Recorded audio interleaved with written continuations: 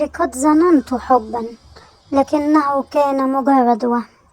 كان سرابا لا يستحق حتى أن يتواجد في ذاكرتي.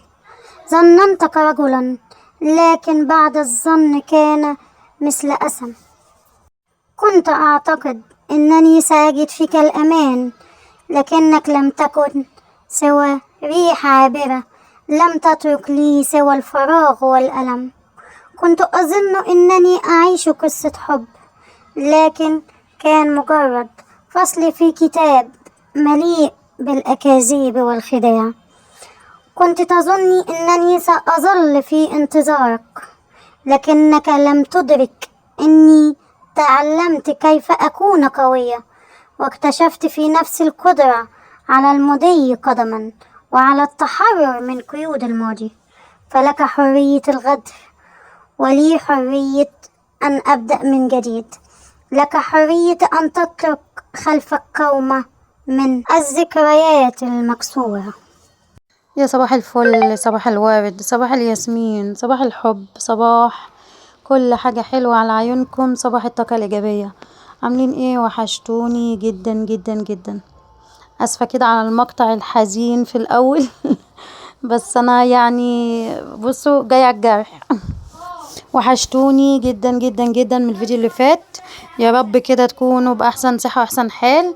النهاردة عندنا فيديو جديد وروتين جديد، وزي ما شفنا كده ابتدينا الفيديو زي ما انتوا شايفين.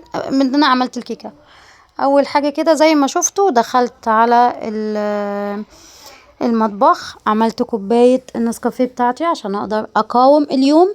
وبعد كده دخلت على البلكونة اوريكم كده يوم جديد. وبعد كده دخلت على المطبخ تاني، عملت كيكة. مسفي طلب مني كيكة، قال لي ماما اعملي لنا كيكة، فانا جبت لكم كده جزء منها.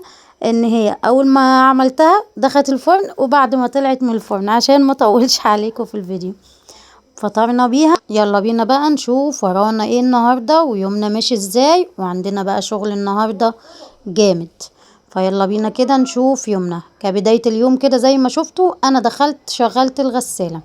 طبعا عندي غسلتين. اول غسلة زي ما انتوا شايفين حطيت شوية فوط معاهم كده فلنتين 3 فاتحين، وبعد كده قلت احط الغوامق. ايه اللي خلاكي تغسلي يا هند؟ انا بقالي كام يوم ما بغسلش من ساعة ما غسلت الستاير معاكم في الفيديو تقريبا اللي فات. لو ركزتوا كده في الفيديوهات هتلاقوا ايدي حاطه فيها صوفة. طب ايه يا هند الصوفة دي؟ لان في كذا حد دخل سألني، فقلت لازم ارد عليكم في الفيديو اللي جاي. الصوفة دي يا جماعة ده خيط صوف. انا كل ما ايدي توجعني من الحتة اللي قدام ديت كده، الاقي ماما تقول لي حطي خيطة صوف، حطي خيطة صوف. طب الصوف ده بيعمل ايه؟ الصوفة ديت بتسحب الالتهابات وبتسحب التعب اللي بيبقى في الايد. ده اللي انا اعرفه يعني علميا من زمان، تقاليد كانت بتاعت زمان. فعايزه اقول لكم هي فعلا بتعمل بتشتغل فعلا على الايد، ومع الوقت فعلا ايدك بتخف. السبب علميا معرفش، تقليديا او من تقاليد بتاعت زمان فعلا بتعمل. ايه السبب؟ مش عارفة ليه حتة خيطة تخلي ايدك تخف من الوجع والالتهابات اللي فيها دي. معرفش، انا مجرباها كذا مرة بس ببقى ناسية. كل ما ايدي توجعني، انا ايدي بتوجعني طبعا من شغل البيت طبيعي، وعندي كمان هنا المطبخ رخام عالية عليا، فبالتالي لما بعمل اي حاجة في الحوض زي ما انتوا شايفين كده، يعني شوية المواعين اللي هصبنهم معاكم دول، بطلع كتافي من فوق وجعاني وايدي وجعاني بسبب ان الحوض عالي عليا. فده فعلا بيأثر على ايدي. فعايزة اقول لكم مع الوقت بلاقي ايدي بتوجعني جدا، فبحط الخيطة الصوف دي. فعايزة اقول لكم بتاخد فترة كده، بعد كده بلاقيها فعلا ايدي بتخف شوية. بصراحة يعني انا حبيت افيدكم بالمعلومة، لان انتي فعلا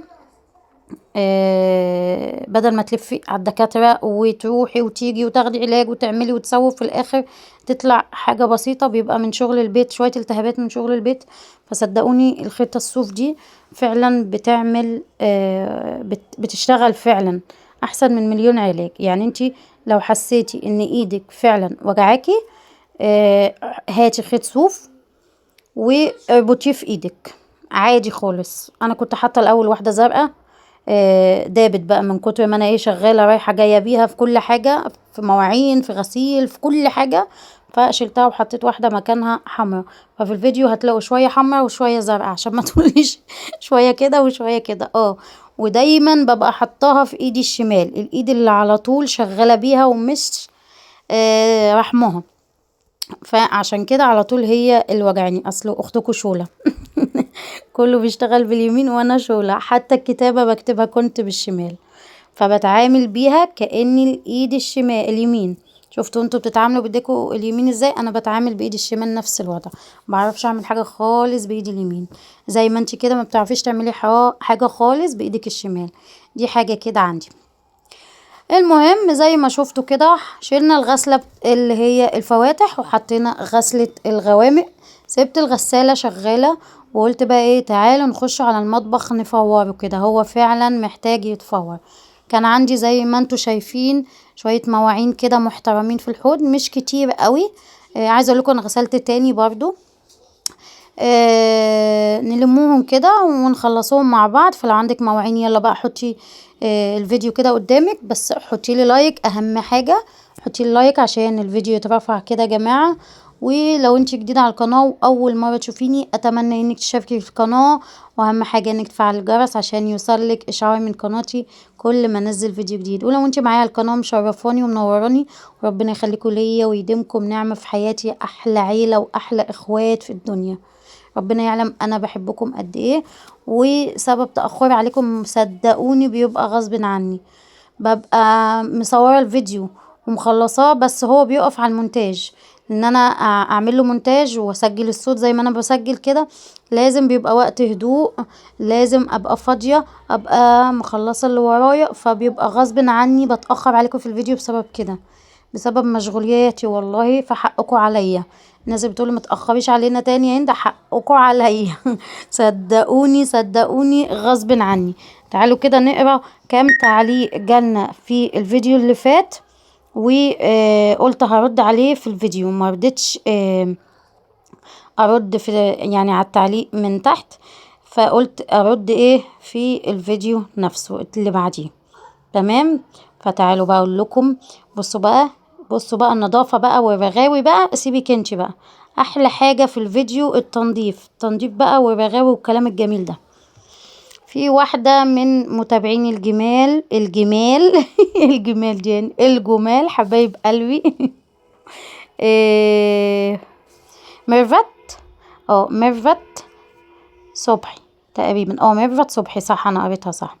كاتبالي احلى صباح عليك يا هند، صباح الفل. بقولك الشخابيط اللي على الحيطة بتاعتك، هاتي معجون سنان وحطيه على مكان الشخابيط وسلكة ناشفة وهتلاقيه اتشال على طول. اولا ميرسي جدا جدا يا حبيبة قلبي وتسلميلي على النصيحة الجميلة دي، بس في مشكلة هنا، انا عندي البياض بتاعي بلاستيك مش زيت، فانا لو عملت زي ما انت قلتيلي، وانا كنت هجرب واعملها فعلا بس رجعت في كلامي، ان انا حطيت فعلا معجون سنان وابتديت ادعك بالسلكة، هيطلع البياض معاها. ليه؟ لان ده بياض سلك مش بلاستيك مش زيت. اللي بيعمل الموضوع ده الزيت. انا البوهية القديمة من قبل ما ابيض واغير اللون كانت زيت، فكنت اقدر اعمل الكلام ده كله. لكن لما غيرت اللون في الشقة، اللي متابعني من زمان عارف ما ينفعش ان انتي تدعكي الحيطة لان بتطلع بالبياض. فميرسي على المعلومة يا حبيبة قلبي، انا هرجع يعني هبيضها تاني، ما هي ملهاش حل. انتي تعالي كده ان شاء الله في فيديو تنظيف اوضه الاطفال الاوضه، لما اغير مثلا الملايات او اعمل روتين هناك، شوفي الحيطه عامله ازاي، بركزي كده على الحيطان عامله ازاي، فوقك من الحيطه دي خالص، دي ولا حاجه بالنسبه للحيطان اللي جوه تمام.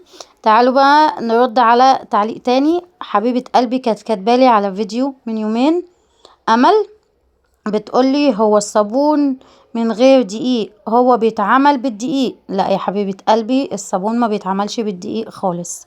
دي معلومة غلط ودي حاجة غلط. انا زمان لما كنت بجرب لسه اعمله كنت اعمله بالدقيق وبرده ما كانش يمسك. اللي بيخلي الصابون يمسك يا حبيبة قلبي هو البطاس ومعيار الصح. المعيار الصح والبطاس بيخلي الصابون يتماسك معاكي، غير كده يبقى غلط. ما تزعليش مني، انا بحاول اوصلك المعلومة. ملوش علاقة خالص الدقيق بالصابون. تمام. واحدة حبيبة قلبي ياسمين يسا مجدي. يسا مجدي، قوليلي اسمك ايه حبيبة قلبي؟ انا زيك يا هند مش عارفة اعمل ايه. امبارح خدت برشامة مهدئ وهي اللي بتخليني بدوخ وخايفة اتعود عليها. صدقيني اللي انا بحكيه هو اللي انتي بتحكيه ده بالظبط. لما مفيش تركيز وانسى كتير. اخر حاجة لسه كان البوتاجاز يعني كان شغال وهي نسيته وقت كبير بسبب قلة النوم. وكمان قلة النوم خلتني اشكي من العظم كل جسمي. صدقيني يا هند، انا هند من ابو تياج اسيوط. كويس ان فكرة انا منين. هو الكلام مش واضح قوي فعشان كده انا مش عارفة اقراه. بس حبيبة قلبي بلاش المهدئات، نصيحة من اختك.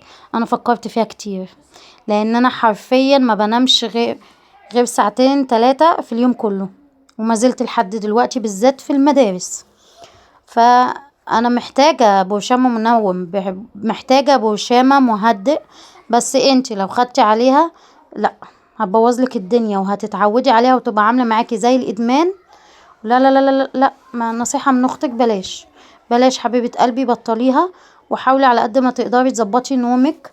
ظبطي نومك لان النوم ده هو الاساس لجسمك. بصي يعني انا بنصحك وانا عايزة اللي ينصحني بس ماشي يعني إيه النوم. لو انتي تقدري تنامي نامي. طب انا ما بنامش بسبب يعني ابني الصغير هو اللي ما بينيمنيش. فانتي لو ما عندكيش عيل صغير زيي نامي يا ماما، تناميش ليه؟ خلي وقت بالليل ده لازم تنامي فيه، لازم. وبالليل نوم النهار ده ملوش اي لازمة، بالعكس ده بيتعب الجسم وتقومي منه قرفانة جدا مكتئبة. في حاجة غلط، في حاجة غلط. فنصيحة مني نامي كويس واشربي مية كويس وخدي فيتامينات زي ما قلتلك. كل ده هيفرق معاكي كتير واهتمي بنفسك. واللي يخليكي ما تنسيش ويقوي الذاكرة عندك شوية اوميجا 3. هاتي اوميجا 3 وخديلك واحدة كل يوم بعد الغداء بعد الفطار. هتظبط الدنيا دي معاكي. انا لسه كنت ببتدي اخده. انا داخلة في شهر اهو باخده. بحاول اظبط الذاكرة عندي لان انا عندي الذاكرة بعافية شوية وبنسى خالص خالص خالص. تعالي اسأليني كلتي ايه امبارح عملتي ايه امبارح هقولك مش فاكرة حاجة. فحلو قوي الاوميجا 3 مش كمان لقوة الذاكرة لكذا حاجة. فلازم تاخدي الاوميجا 3 بالذات كمان لو عديتي 25 سنة. والف سلام عليك يا حبيبة قلبي. بس نصيحة من اختك هند، قللي المهدئات، ما تاخديهوش.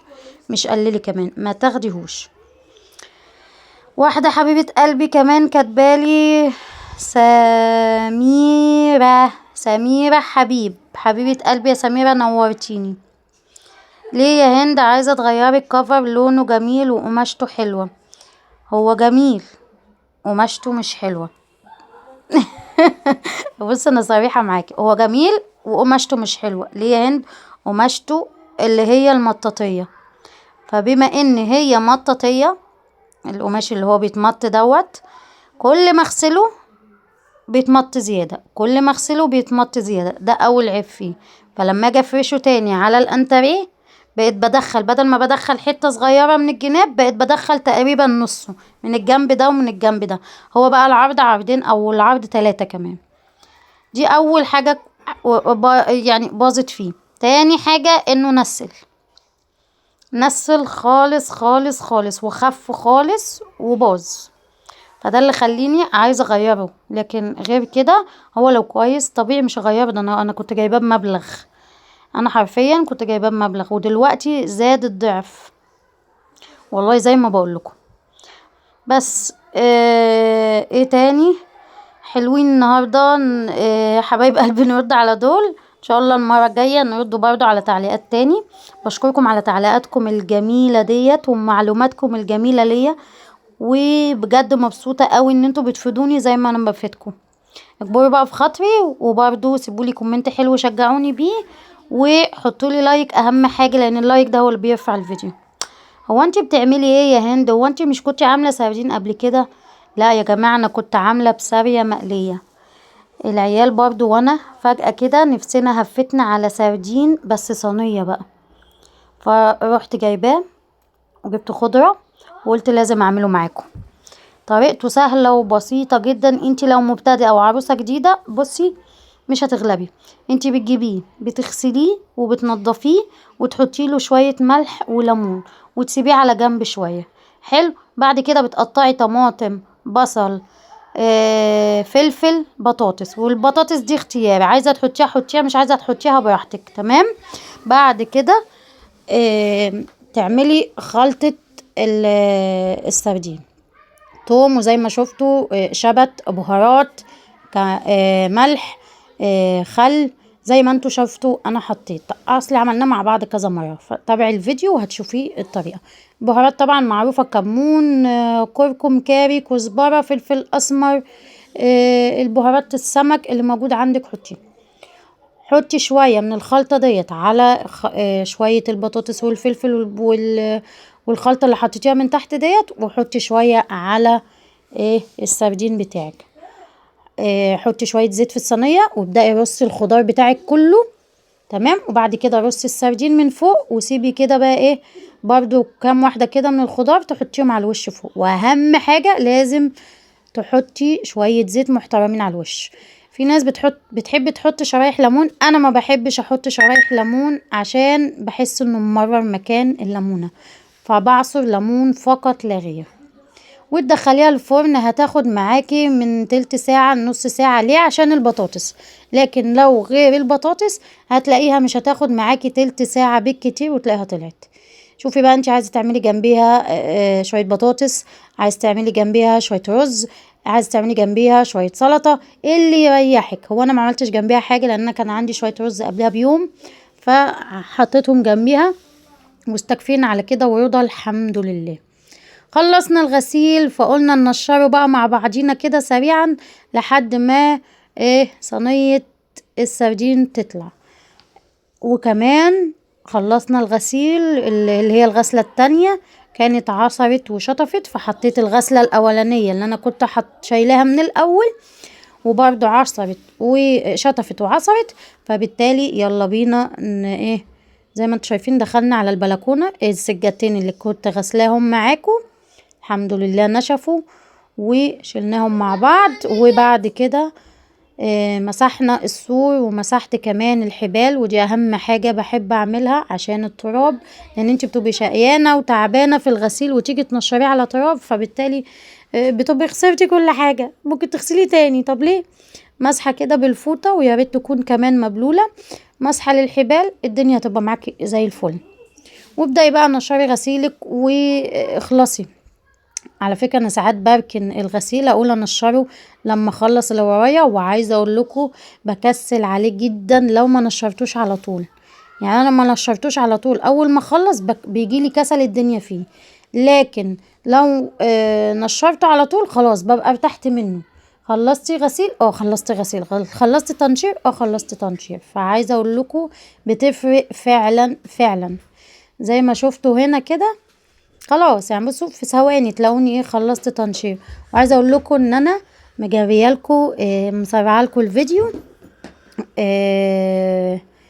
مره واتنين، يعني عشان برضو ما اطولش عليكم الفيديو، وعشان حبايب قلبي اصحاب الباقات اللي بيتفرجوا ومتابعيني والله غصب عني ما بحبش اطول عليكم الفيديو خالص. فتلاقوني دايما بجري الفيديو عشان في برضو تعليقات بتجيلي هند ما تجريش الفيديو.